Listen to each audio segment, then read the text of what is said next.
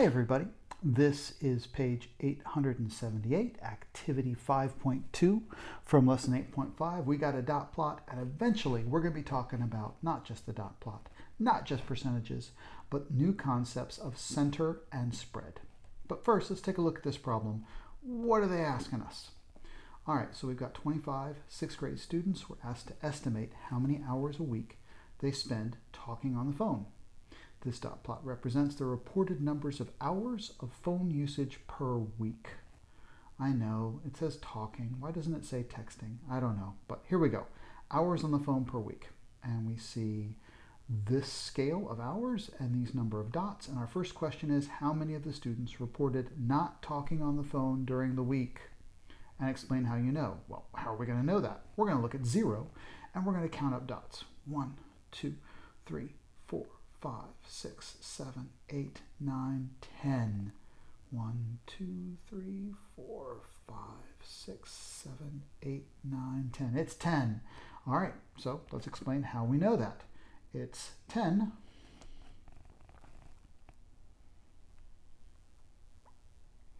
because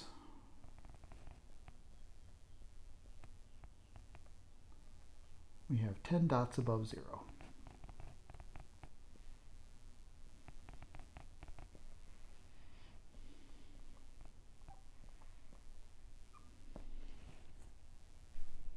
Okay, what percentage? Now we got to turn that into a percentage.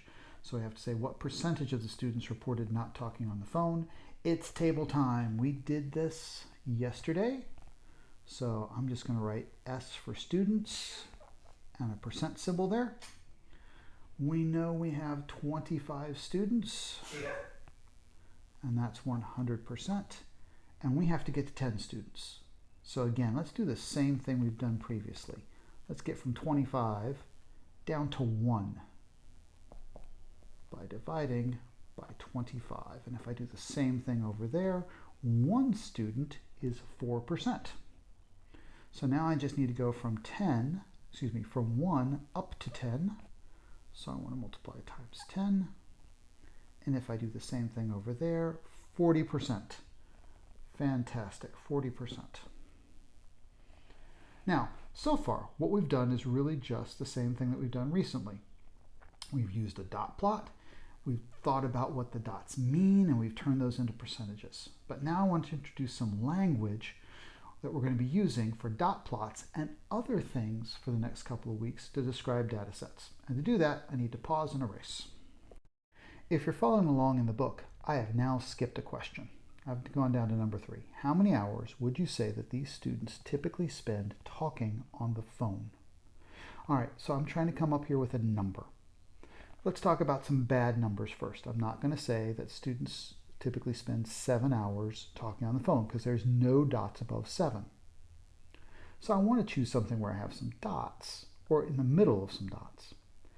I could choose 0 because there are a lot of students in this data set who spent no time talking on the phone, and that's the biggest stack.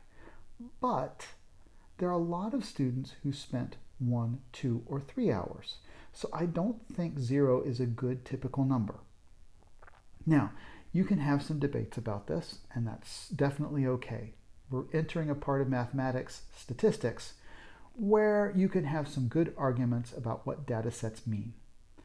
I think I'm going to go with 1 hour as a good choice, because 1 is a big stack, and I've got dots to the right, and I've got dots to the left. 1's kind of in the middle. So let's say that we're going to say 1 hour. What I just talked about is the center of the data set. We're going to have some ways of talking about center very specifically, but for right now, what we're just trying to figure out is where the middle of the data set is. So right now, the middle, I'm guessing, is around 1. Now, if we're trying to figure out part B, how many hours per day would that be? We're now talking about rates. So here we go. 1 hour is 60 minutes. Let's see, this was talking about weeks. So that's going to be 7 days. That means we've got to divide. That's about, let's see, 60 is close to 63. 63 divided by 7 is about 9. Let's write that down. That's a good estimate. About 9 minutes per day. All right, so what have we done here? We have looked at a data set. We've looked at the dots on the dot plot, and we've tried to find the center. What's in the middle? Because that refers to a typical student. The average student spends about 1 hour talking on their phone according to this data set. That's the concept of center. Now, let's talk about spread. Okay, now we are talking about how would you describe the spread of the data. And yep, that's in bold. That's the other important word for today. One was center, the other one was spread. Would you consider these students' amounts of time on the phone to be alike or different? And we need to explain our reasoning. Okay, if I'm talking about a spread here,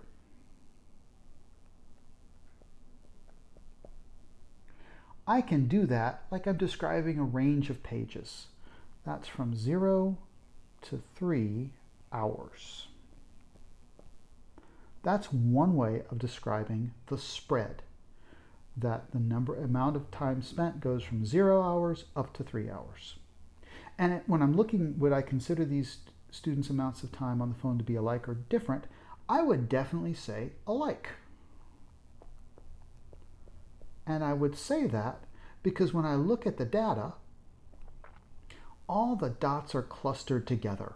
You can see zeros and ones and twos and threes all next to each other. So I'm going to say alike, and again, let's write down a reason. The dots are clustered.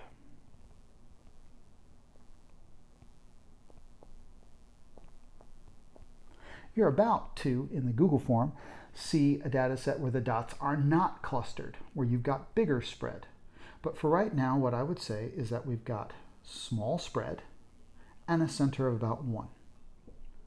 Starting from here on out, we're going to be very interested in looking at data sets and thinking about their center and spread. All right, so with that, start working on the rest of the Google form.